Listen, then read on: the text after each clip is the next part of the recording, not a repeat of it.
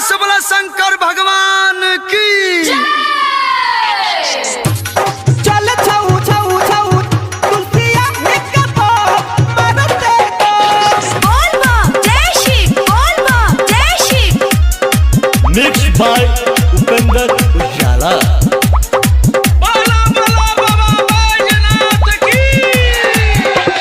बाबा के भगवती में हो जेतो मगन बजतो जे गाना बोला बम के धमाधम। बाबा के भगवती में हो जेतो मगन बजतो जे गाना बोला बम के धमाधम। दिशा सब के सब बढ़े तो कदम भर के चिलम तुलसियाही के बम चले छौ रास्ता में मारते दम।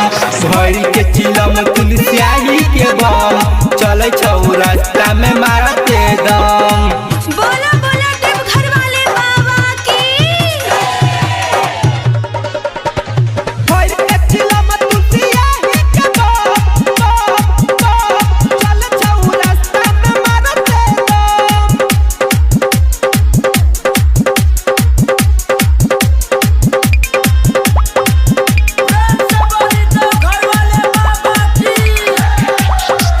गंगा जल कामर में भैर के लइले मंदिर में घुसे खातिर बोलबम बोलत अइले।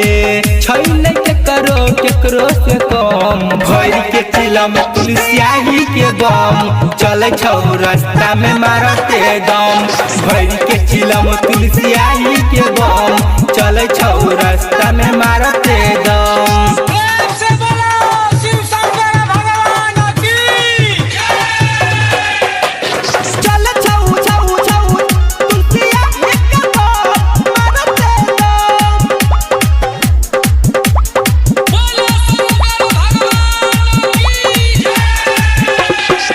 कृष्ण बेला के गाना बजे बई उपेंद्र के सबके देख के ठुमका लगई बई। इहे त छै हमर हिंदू धर्म भर के चिलम तुलसियाही के बम चले छौ रास्ता में मारते दम।